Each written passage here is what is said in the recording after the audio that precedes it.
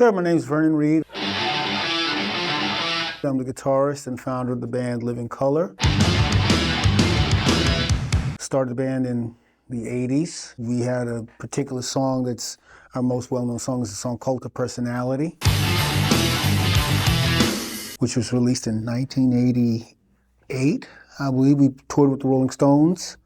In 89, we played on the very first Lollapalooza. In 91, we recently played in Rio, which was the 30th anniversary of our first time playing in Brazil. And our special guest for that show was the legendary Mr. Steve Vai, who played guitar, obviously. We had a good time with them. We've been friends for a really long time. I've played or recorded with a number of people. I played with Jack Bruce from Cream. I've jammed with Prince. I recorded for artists like Mariah Carey on her first record. I played on the first Public Enemy record, a track for both Jermaine and Janet Jackson. I played on a Ramones record, Cabby's on Crack.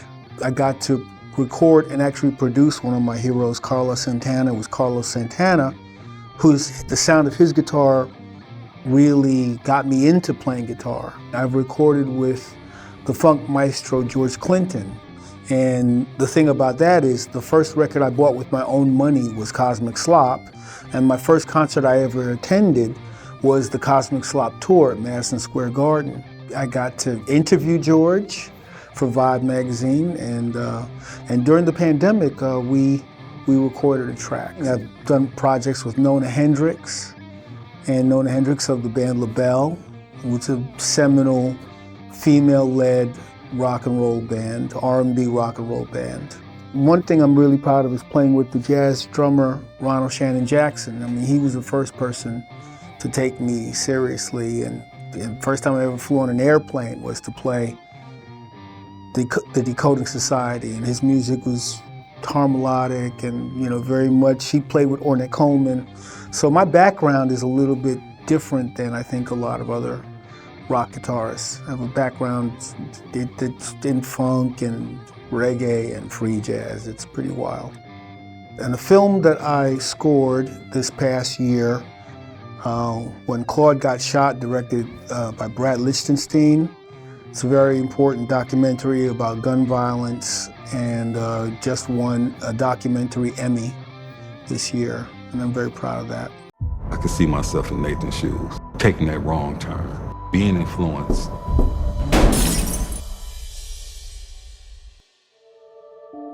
I'm just trying to not let this tear me apart. The kid almost took everything away from me. Medical bills, surgeries. I'm in debt, serious debt. Maybe I'm searching for something in him, some remorse. I don't know. Is there hope?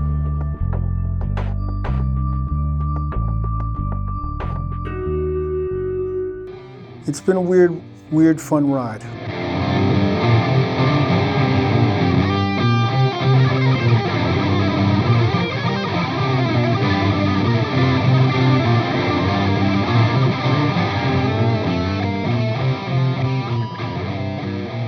No, we're not the first old black rock band in history. Living Colour is the first band in a long time to chart with a heavy rock song, But I mean, I count the Isley Brothers featuring Ernie Isley, when they did Fight the Power, the original Fight the Power, and their version of Summer Breeze, as it totally inspired me. And the thing for me is that the Isley Brothers, I think, should have been recognized as a rock and roll band. Post the passing of Jimi Hendrix, and Ernie Isley kept that Hendrix sound alive on hit records. And also, we wouldn't exist without the Bad Brains.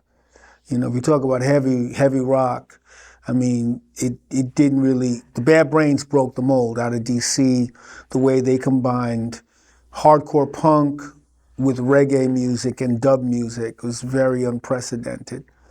Fishbone, they came out in '86, I believe. And they came out with a kind of rip-roaring sound. And the irony of that is, their very first concert in New York, I opened for them with an early version, a pre-Living Colour version of the band. So, yeah.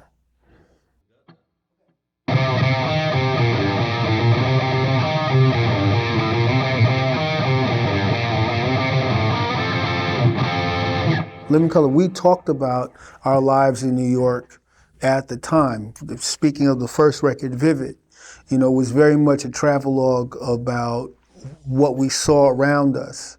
And we were also children of the atomic age. The Cold War.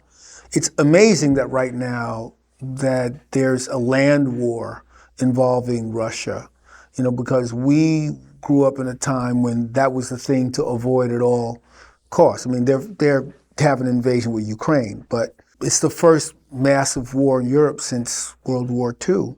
And we grew up very much in the shadow of the Cold War, the kind of stalemate in satellite states and all of the things. And that actually informed a lot of where we were coming from. In fact, Cult of Personality was really an observation about the kind of charismatic leadership and that was present during World War II and after World War II. So, when we talked about things like Open Letter to a Landlord,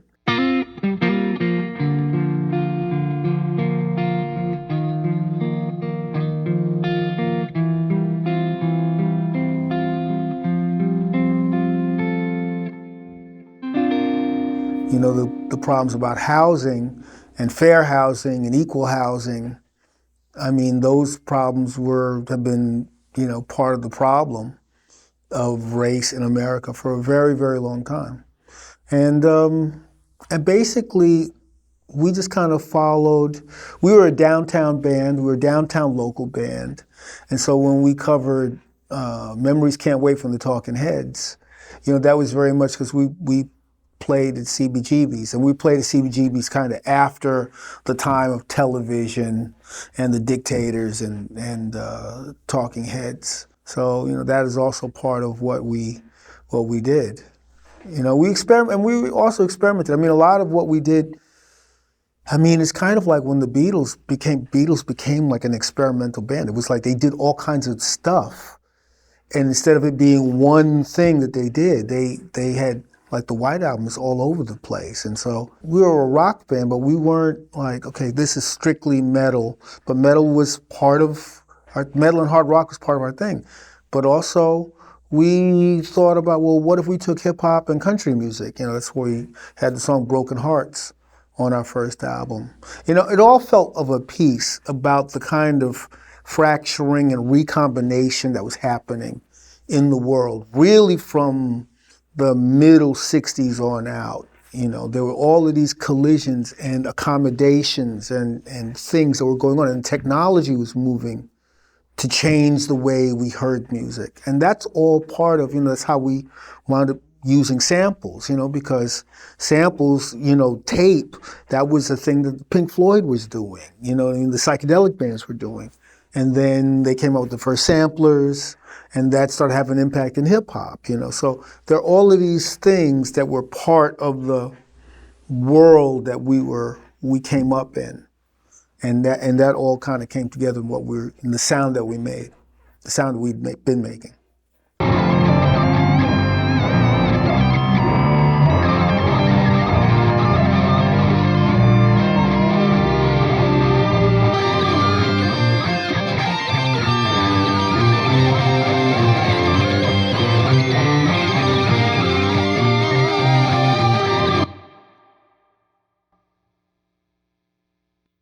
I'm sorry, I'm going to use that chill. For me, I just had interest in music and all different kinds of music and all different kinds of sound. And when I was exposed to music, I will put it to you like this. Because my parents are immigrants, they're from the Caribbean, they're from the island Montserrat. And I was brought to the States when I was 1.5 years old. So my growing up was a fusion of a certain ethnic background, but really television. And the things that I saw on television had a huge imprint and impact on me, like seeing the civil rights protests, but also seeing the way black people were being treated, like the bull connor, the dogs and the fire hoses. Like I saw the dogs and the fire hoses, that was happening kind of in real time. And I could see who those fire hoses were pointed at. And at the same time, you know, I was exposed to like this weird make-believe world, you know, like a father knows best, you know, and things like that, the Donna Reed show. And there was one show that was incredibly important to me in my worldview, and that was the Twilight Zone. Like the Twilight Zone, and Rod Serling as the host of the Twilight Zone, and I'm talking about the half-hour classic Twilight Zone. He was the first person to come on television and say, things are not what they appear to be. And that show underlined, while all the rest of TV was telling you an idealized, kind of weirdly fake, perfect world of happy endings, the Twilight Zone did do that. Twilight Zone, some of those episodes would they would leave you wondering what happened next. You know, and this show scared the shit out of me. This show scared me to death, and I couldn't wait for the next episode. And that's one of the weird things about it. Like, even when I talk about the Twilight Zone now, I'll get a cold thrill because it scared me that much. But it was so visceral and so weird and it really said to me that the world is much broader and much stranger than it appears to be.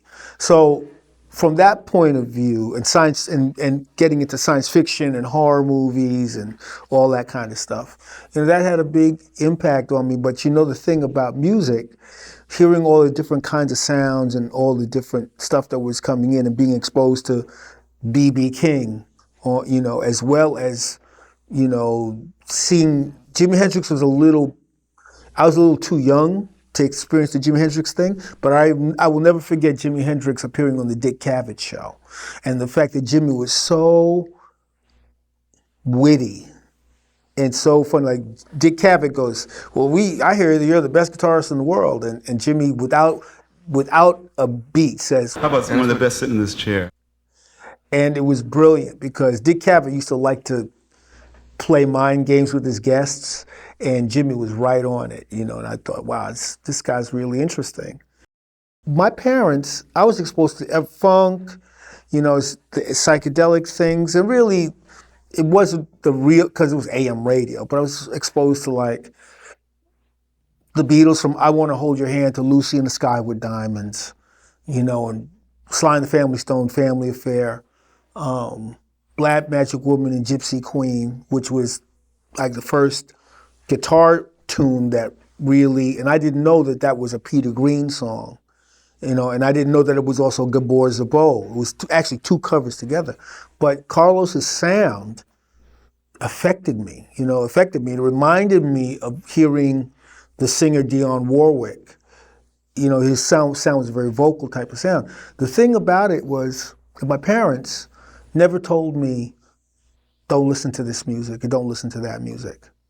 I was never given that instruction. I was never told, well, this is one kind of music that you should be into and you shouldn't be into that. So whatever sounded interesting to me, that's what I would lean towards. And at a certain point, I got exposed in high school to jazz music from just a group of really cool kids, the really cool kids after school.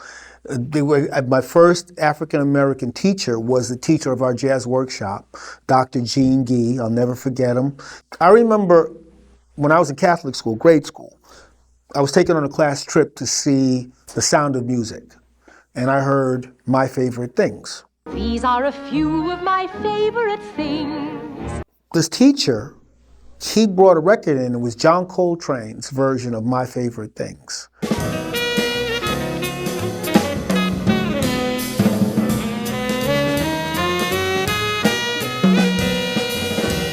And it's the first time I heard that music in a completely different, it was coming from a completely different place. That was a big deal for me, hearing, having this teacher play the John Coltrane version of My Favorite Things, because I felt that the horn, whoever's playing the horn, was really connected to the lyrics. He was really connected to the lyrics, and apparently John Coltrane loved the lyrics of the song My Favorite Things. That's what inspired him to play it, and that his intentions really kind of came across to me. I have to say, one of my biggest and most impactful situations was meeting local guitarists in my neighborhood. And there was a multi-instrumentalist guitarist who came to my high school. He was playing in a battle of the bands with a fellow student of mine who had a band, and his name's Arthur Rames, and it's incredible. He's since passed on, but I think about him all the time. He was a major influence because he was also influenced by John McLaughlin and the Mahavishnu Orchestra, and I was exposed to that by my friend Reggie Sylvester, who was a young drummer who was into all this kind of weird music, and so I was hearing different things and just feeling an affinity for it. I remember the first time I heard King Crimson, blew my mind. And I've come to know Robert Fripp. And Robert Fripp told a story about, the first King Crimson concert. There was this guy who came to the concert and was super enthusiastic about it, and it was Jimi Hendrix. And Jimi Hendrix apparently attended the very first King Crimson concert and walked up to Robert and was like, that was great. So it's a very powerful thing. I feel very fortunate in that I've come to know some of these very important historical musicians, like Carlos, like Jack Bruce, like Robert Fripp. It's been incredible, like Billy Cobham, like John McLaughlin. It's been incredible.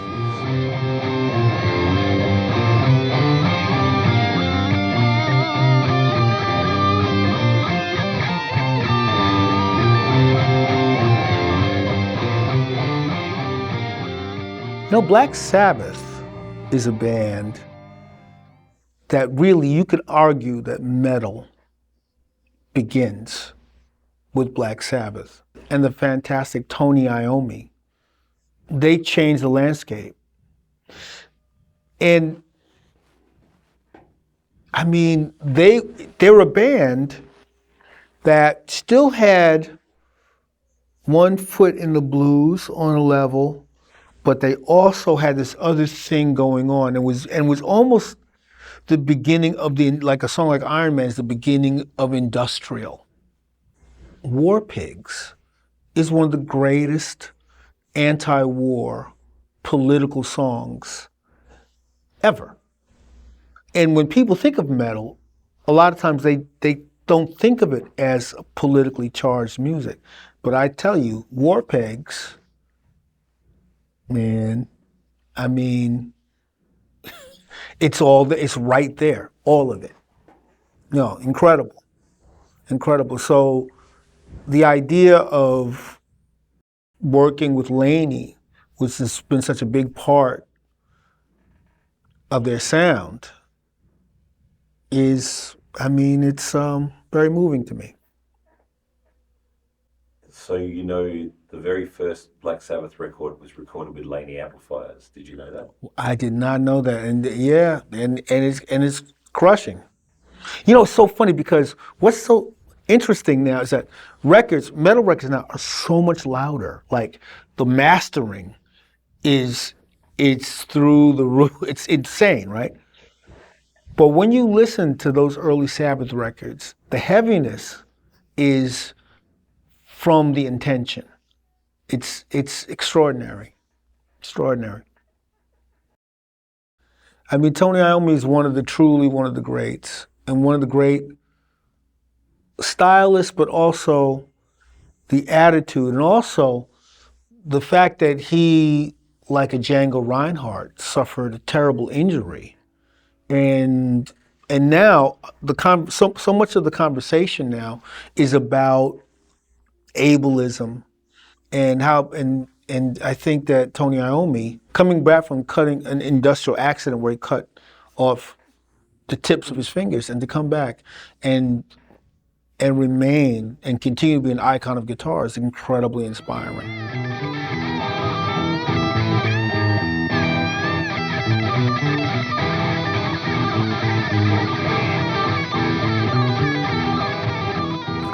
I never owned a Laney. I played through a Laney, through at some point, definitely.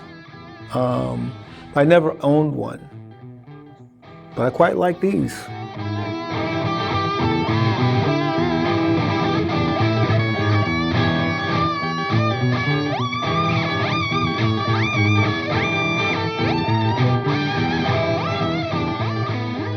So I've been associated with the major amp brand for a really long time. I really like their products. The situation is funny because there was somebody that worked there that I was very, very close to, and they decided they changed careers. And subsequently that brand has been acquired by another company. And I was really kind of at loose ends with amplifiers. And recently a very close friend of mine who also started working with the company, he brought up, hey man, what do you think about Laney? And I'm like, I know they're a great brand, and I know that Tony Iommi is associated with it. And then he says, hey man, well, I'm working with this thing. Would you like to try a couple of their amplifiers? And I said, sure. And I got these Ironheart heads, and it was so funny. Ironheart, I'm a comic, I'll just say I'm a comic book geek. I'll leave it there. There was a Living Colour show recently, and I put them on, and I was blown away. I was blown away.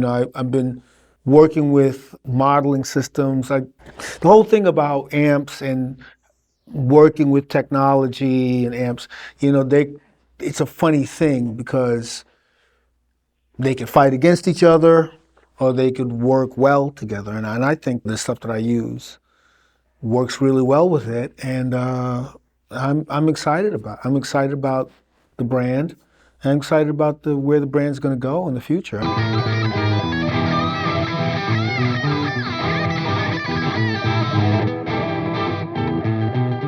Some people with the technology, they abjure amps. They don't use amps at all. They go straight through the system.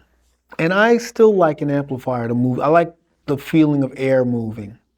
I still dig that. And but how does that work so that you get a great sound, you get a great tone, and the relationship, like they kind of help one another. The amp doesn't fight against the tech. With these Ironhearts, I've been really thrilled with the way it's reacted. And it sounds great just plugging straight in, plus plugging in, it sounds wonderful. I'm really excited about the versatility of options that you have with Laney products.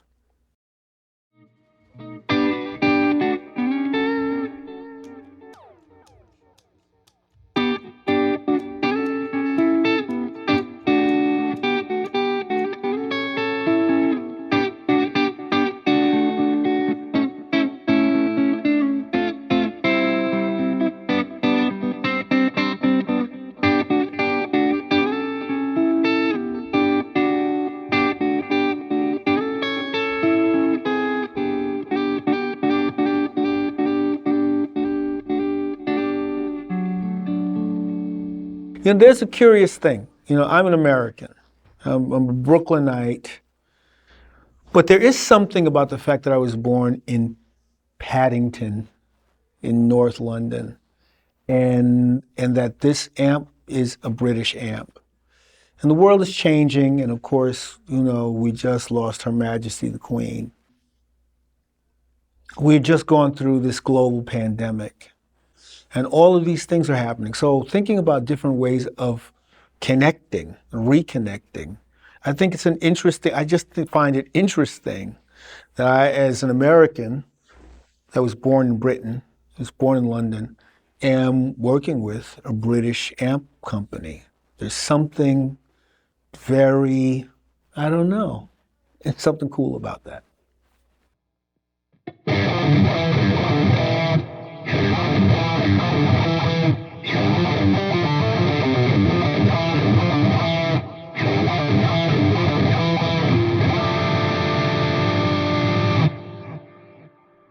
I love the fact that Laney is a family-owned company from its inception in Birmingham, and that it hasn't been corporate subdivided, that it still retained its roots from the start. And there's something very powerful about that, because there's a sense of responsibility that's built into each of these amplifiers.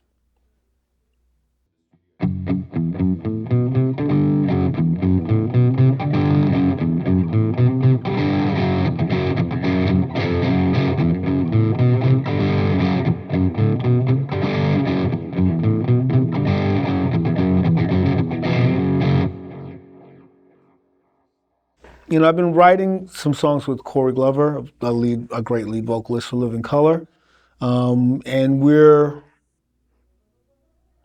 looking at what's happening in the world right now, and really thinking about what we want to say.